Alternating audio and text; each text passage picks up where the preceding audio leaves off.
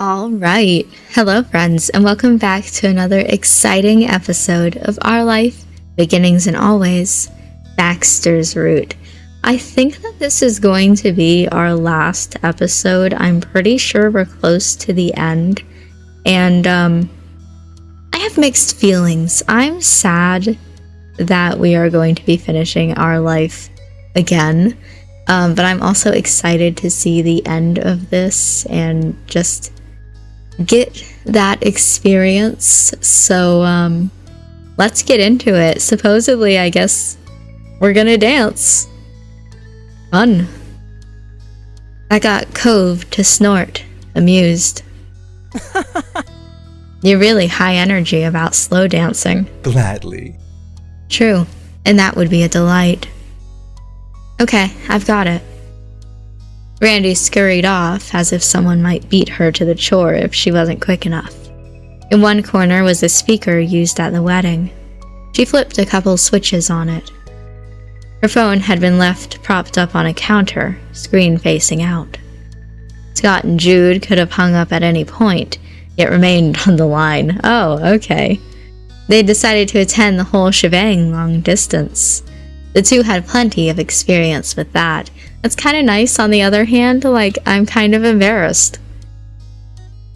It was nice to be there, to spend time together. Nobody had it in them to draw attention to it, but the thank you party had a dual purpose. It was also a farewell party. After it was over, you couldn't be sure when you'd see most of these people again, at least in person.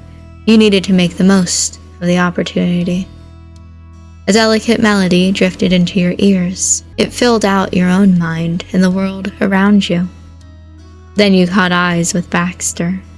He'd been watching your face, presumably for however long you've been lost in thought. Don't worry about me. We came together, but that doesn't mean only I can have your attention.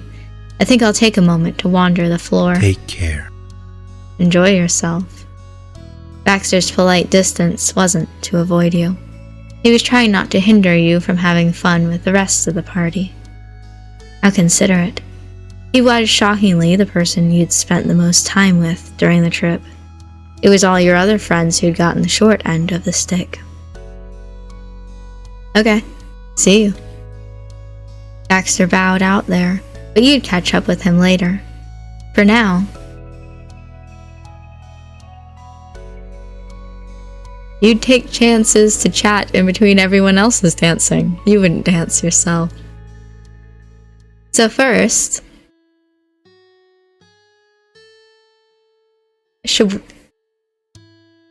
are we just gonna go in order?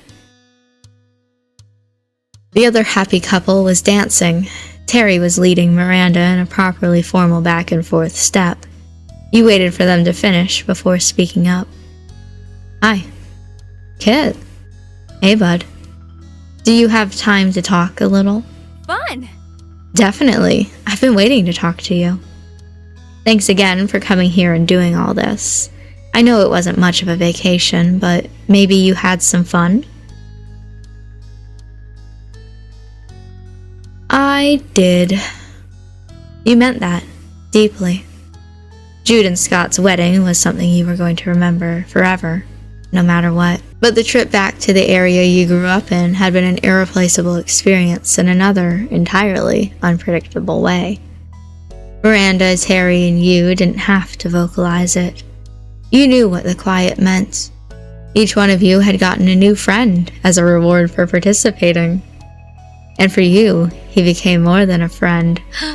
A best friend? It was truly wonderful. Then Terry concluded the silent moment with a contented sigh. Preposterous!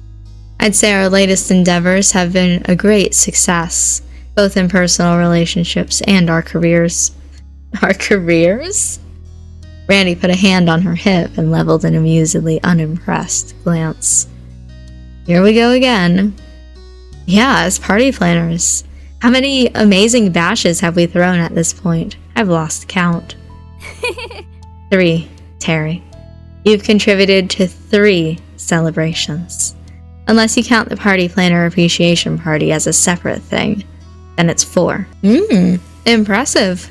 How has that event company Baxter works at not offered us positions yet?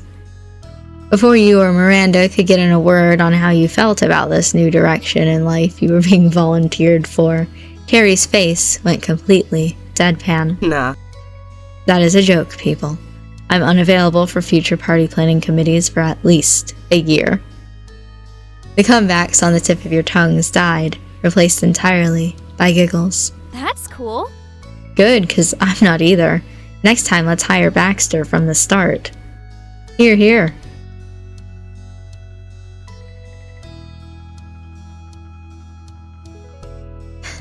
I kind of like sorry we're secret party planners forever. But I also like you smiled at their goofiness. The two of them always knew how to get you to do that.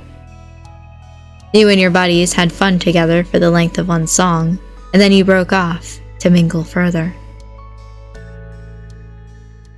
Again, I feel like we should just go down the list. Earlier, Miranda had propped her phone on a side table and angled the camera towards the dance floor. It was a relief that your long-distance hosts hadn't hung up. You hadn't gotten a chance to properly say goodbye. When you peeked into their tiny rectangle world, you saw Scott and Jude pushing each other's shoulders back and forth to the rhythm of music, while whispering among each other. It gave the impression of proud parents watching their many children in a school musical. You stood there, smiling at the screen. Scott was the first to catch your presence. Oh! Look! He pressed a hand to Jude's chest to stop him in place. Hi, Kit.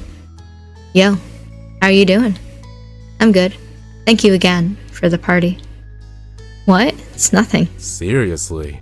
It's nothing because we did nothing for it. Sorry. Honeymoon. Hey, giving us a free venue isn't bad. Yeah. Don't trash the place. Or if you do, clean it up before we can see it.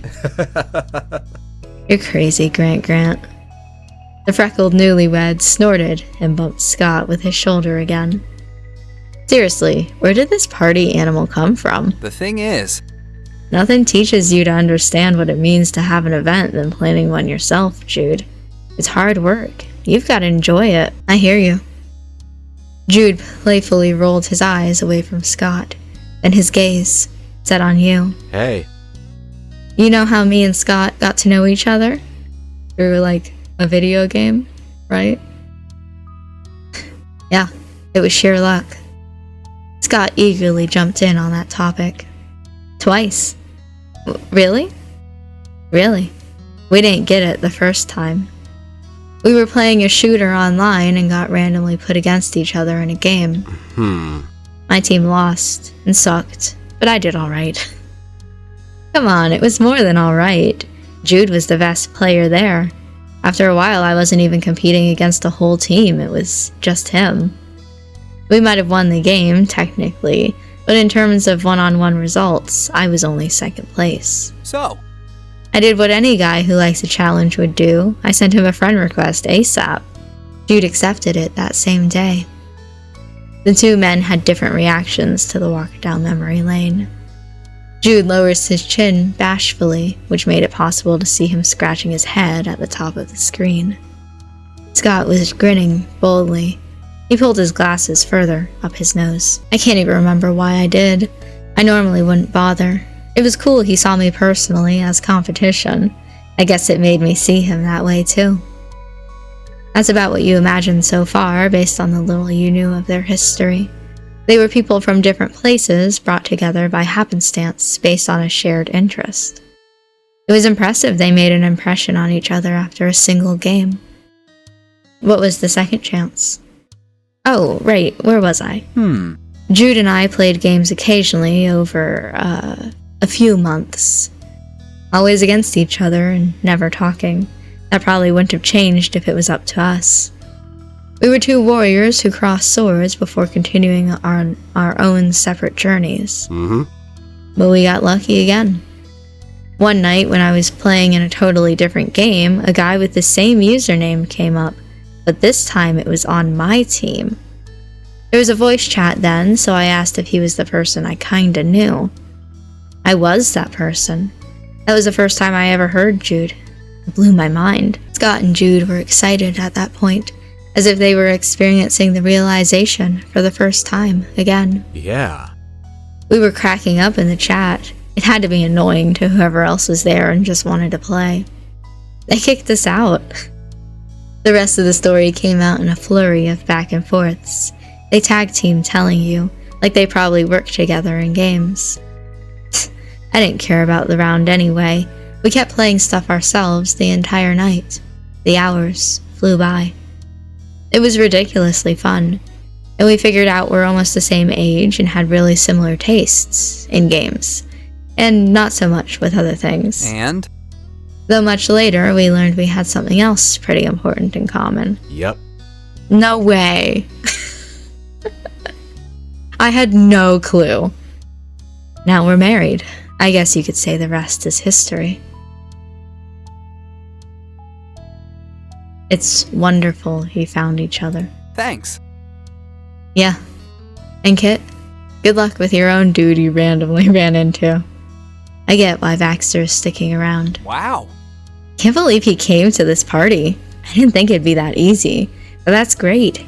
You're good to your friends, Kit. Or your friends and your new boyfriend. Can't believe that one either.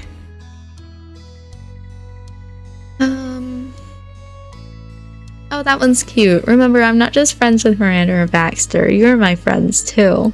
Thanks. We feel the same way about you. That's right. Then you carefully set the phone down so the husbands could continue their own dancing. Alright, down the list. He was smiling as you neared. Hey. Can we talk? Yeah. You both shuffled towards one wall. It was wise to get out of the way. On the other side of the room, Terry ended up taking Baxter for a spin. Miranda was snapping pictures. Well, they looked to be having fun. Cove had to look at you through eyes squinted along the bottom, since his cheeks were lifted high from his grin. We finally get to see each other without everyone else for a change. I mean... Well, they're still here, but at least they're doing other things. He tilted his chin in the direction of the two models, cutting a rug in front of the photographer, catching every angle of it. If you recalled right, Randy's cousin was the photographer at the wedding. Perhaps it ran in the family. You and Cove refocused at the same second. You'd known each other for enough years to have that level of synchronization. You could instinctively feel when a pause would end. Anyway, how have you been? Since when we saw each other at the wedding and right now, it kind of feels like way more happened than usual. I'm great. What about you? I'm good too, now. You hadn't missed that little now, Cove tacked on the end. So... I hope you like the party. It's a good one, Cove. Nice job. I'm so glad. Then it was worth it. We spent most of the day putting it together, the food and decorations and stuff. Cove's eyes rested closed as he released a long, tired breath. I really didn't know what I was missing when I only half took part in this sort of thing. Then he shot you a bent smile and angled those wavy brows of his. I was definitely right to be too busy to help much all those other times. Bitch. Wow, Cove. No. Just laugh. He did too. Oh, and thanks for making me a goodie bag. That was great. You're welcome. Thank you for helping with the snacks here. Neither of you needed to affirm what you already knew. You merely had to appreciate it. After that, you continued to chat, reminiscing about previous parties you'd attended while growing up and guessing which events you might be guests at next. Eventually, you parted ways. You wanted to say hi to everyone there, and Cove preferred to stay where he was. There's only one more option. I think it's kind of awkward that at the beginning of this, you specify that you, at the very least I did, you have the chance to specify that you live with Cove.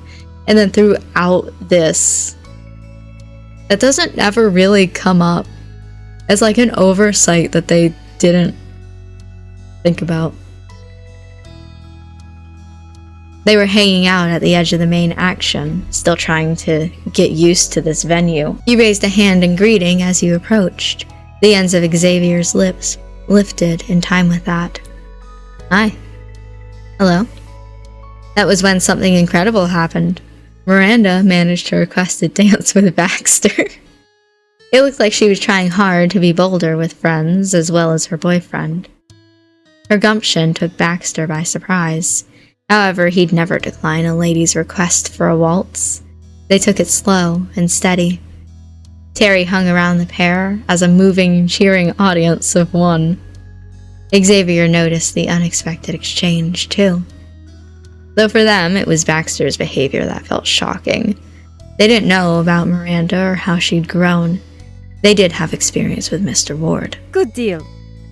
Quite a party. The first time I met Baxter, he didn't say a single word that wasn't a polite greeting, a farewell, or explicitly related to the wedding work. No matter how reasonable he presented himself as, it was going too far. I had to assume he didn't care for other people or didn't know how to truly interact with them. And the more times he came to my shop, the more confident I became about that second theory. I liked his company anyway, especially when he let loose and made a joke or two. That was monumental. We developed a protective and trusting working relationship. That's all it amounted to for Baxter, but I had decided we were friends on behalf of the both of us. The reminiscing ended, and Xavier was suddenly grinning squarely at you. Well? Still, who knew I'd ever be attending a house party with him? I wonder if you had a say in making that happen. Yeah, Baxter couldn't invite you himself. I had to bring it up. He went right along with it, though. Xavier chuckled, light and airy and unoffended. Thanks for accommodating someone like him and for thinking of me. I believe you and I could get along too. Would you want to exchange numbers? We can stay in touch even when you leave that way. Oh. Absolutely. Always a pleasure. They took out a pale purple phone with a pastel-toned rainbow keychain. You got their contact saved into your device, and they did the same for you. That was that. You successfully made another friend. After a pleasant conversation about random aspects of your lives, anything could be said since you still had everything to learn. The two of you split off. You wanted to find the man you came with. Xavier understood entirely and let you go to him. Finally, you reunited with Baxter. Though finally might have been too strong a thought. It'd been maybe 20 minutes. It was not another 5-year reunion. Something like that would never happen again. Baxter hadn't said a word yet, and neither had you, but he was already smirking. Hello, Kit.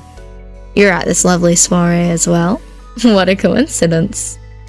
Next thing I know, I'll find you in my very own bed. Okay, freak. Maybe. If your luck holds up. Shit. Darling. Shut up. Gross. I prefer not to rely on that anymore. I'm not saying that. Nope. Now? Might I ask you for a dance?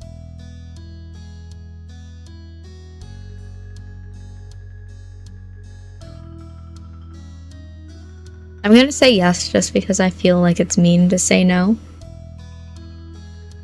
But I'm not gonna like it. I feel very neutral about it, is maybe what I'll say. You may. You held out your hand for him. Baxter accepted without a second's hesitation, and your first dance together of the day began. Around you, Terry and Miranda shared another dance of their own. Baxter had a new partner, keeping him busy. Also, the two of them loved each other and wanted to be together. Xavier was dancing with Miranda's phone. They were probably curious to speak more with their former clients. And Cove was content to keep watch. He'd never been a fancy-footed guy. No one pressured him to do something he wouldn't want to, unlike me, who's playing the game. I certainly do owe the group my thanks. It doesn't matter that we went out only the night before. I'm grateful for every opportunity for this. Same here. This might have been the Adams' living room, but the atmosphere really had changed. Baxter's face was bright, even in the low light, thanks to the way the dangling fairy strands caught his eyes. That, coupled with the gentle piano floating through the air, transported you to a grand ballroom. But the most significant aspect that you had swept away was the fact that you were there with Baxter Ward. He could enchant you anywhere in the world. And for a moment you forgot there were others in the room. One song blended into another as the night continued on and on. Eventually, however, the gang decided to let their dancing feet rest and returned to the snacks. Baxter wasn't hungry. Instead, he wondered if he could get some fresh air. "It's your party," was Jude's succinct reply. With that, Baxter politely excused himself from the room. He made eye contact with you as he passed. That was an opening to join him if you'd ever seen one. Subtle wasn't usually his forte, but he could make use of it when needed. You made your own explanations and left the gathering. Outside, Baxter was waiting for you on the sidewalk in front of the Adams house. He had his hands deep in his pockets while gazing at the starry sky. Night had fallen over the world while you'd been dancing.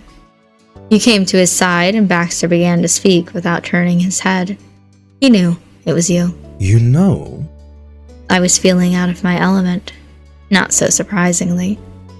Parties might be my forte in general, but my wealth of experience with social gatherings doesn't extend further than being cordial to near strangers.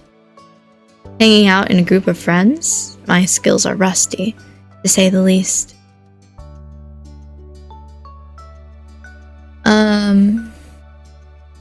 There's nothing wrong with that. I also it's okay. I feel that way sometimes too.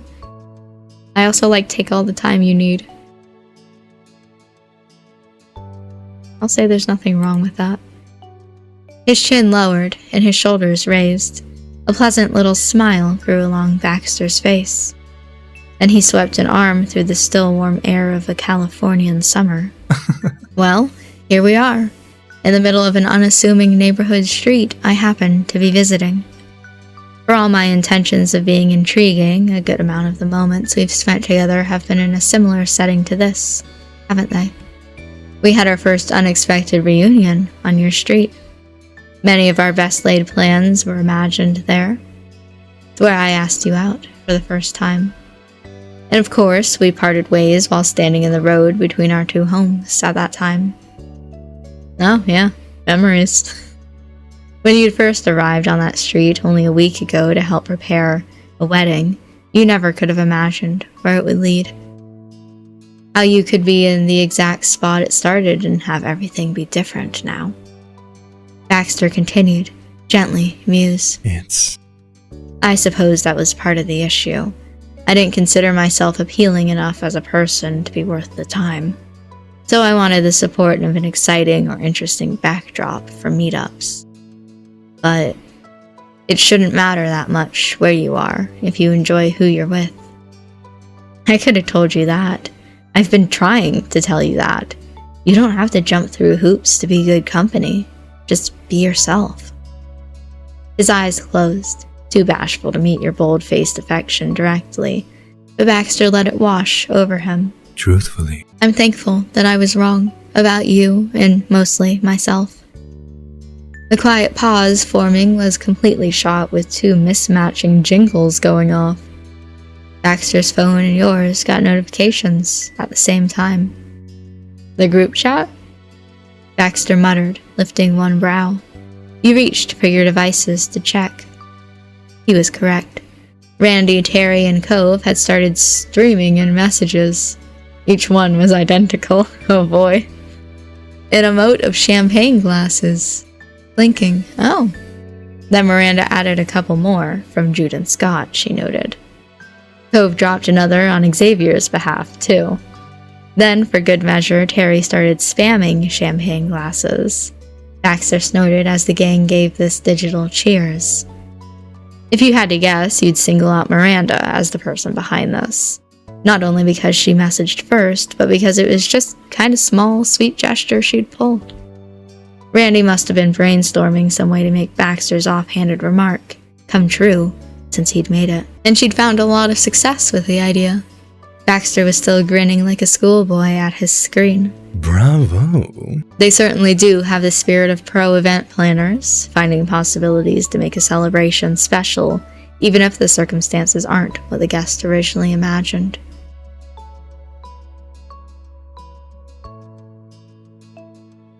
We have good friends. Yes, we do. Then. You broke the chain with a skull emote. Die. You wouldn't miss joining a toast to you and Baxter's honor. Finally, Baxter put his own champagne emote along with the others. To complete the gesture, he even lifted his phone like it was a long-stemmed glass. That unnecessary level of class was very him. Nothing more came in from the rest of the party, so you shared a casual observation while putting your phone away. You know, usually everyone would tease me more. Baxter listened closely as he placed his own phone into his jacket. What we've got when we told them about us wasn't that much. No one joked that we've been out here so long they were worried we snuck off to get married already. They're showing so much restraint. I'm pretty sure the gang's going easy because you're such a skittish guy. When it comes to making friends, anyway. Baxter smacked a hand over his mouth. He had to reply through his fingers and in between laughs. That's a fair theory. I haven't been easy to speak with. However, I'm less skittish with people now than I ever imagined I could be. He met your eyes once more, slipping that hand around yours instead. And far, far happier as well. His expression was heart-wrenchingly bittersweet. We'll miss you so much when you go, Kit. There was no getting around the fact that your situations had reversed. You were there simply for a visit. It wasn't your home, and you were going to have to leave. Tomorrow. It made your chest squeeze to think about. He would be left here without you, and you'd have to go without him. Forgive me. Seeing sadness cloud your face, Baxter immediately offered reassurances. I sincerely swear I will respond when you reach out, and keep in touch myself. He pulled out his most bold grin, even if his words still faltered a bit at the end. Every day. Multiple times a day, in fact. Well, if that wouldn't be an annoyance. I have no issues dating long distance. The concern was awfully sweet, though you hadn't intended to worry him.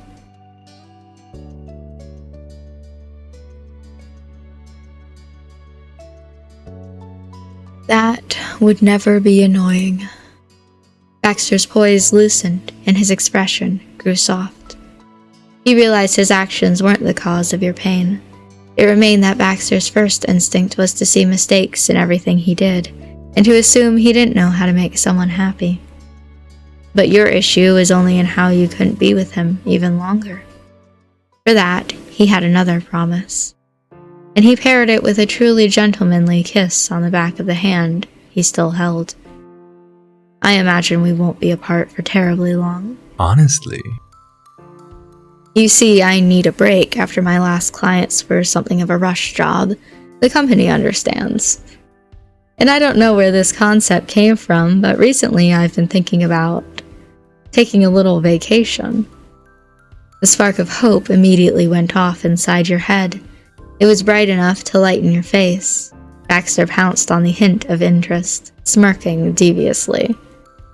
It wouldn't be anything grandiose like a stay in a luxurious mountain lodge or a cross-state road trip, but, as we just established, location is secondary to company. And apparently, according to some strange man, going on trips to spend time with a person you care about is a good idea? Quite a concept. I hope I'm not being too forward. Besides, they were thoughtful enough to find me where I was first. It's only polite to return the favor. Baxter was going to visit? You didn't live that far, sure, but it still requires some planning and genuine effort. Those are the same. You leaned forward and kissed him versus you threw your arms over him and smooched your boyfriend? Those are the same. You shot out 2 thumbs up. Baxter didn't hesitate to lock himself around you. He caught the embrace as if he'd been waiting his whole life for it. Loser. You can take your own advice. Incredible. I'm amazed as you are. Baxter's face was flushed. His voice came out jittery from both excitement and lingering nerves, and he couldn't stand completely still. Hallelujah. Admittedly, a part of me was convinced I wouldn't go through with it. What if you thought I had lost my mind to follow you right after we barely re-established a connection? You could imagine that completely. It wasn't a judgment on you, that's not who he was doubting. Looking foolish for admitting that he'd become attached was a long-held fear Baxter had towards himself. To say what he did and not backtrack was like stepping up to the edge of a cliff. He really had grown, but having this last day together, knowing it was the last, was the final push to pursue what I actually wanted. And I didn't even need to make you choose for me with the game of rock, paper, scissors I forfeited by default. Baxter jerkily flicked his wrist, adding too much energy for it to be his usually smooth gesture. Honestly, it's a practical plan when you think about it. We have plenty to discuss face to face. There's our entire future to consider after all. I'm glad this single trip isn't the end of us, Kit. Yeah. You know, I still remember when everything in my life seemed it was changing or ending, and you comforted me by saying I could find people who'd be with me always. And that I might have already found someone. So far, you've been right. I do. But now I can say it back to you. Baxter, there are people who want to be close to you no matter how much distance there is, or how much time goes by. I know because I'm one of them. Your words struck a deep, resounding chord in Baxter's heart. There was no as if that time. A bond like the one you had together truly was what he longed for his entire life. Baxter's dark eyes grew damp.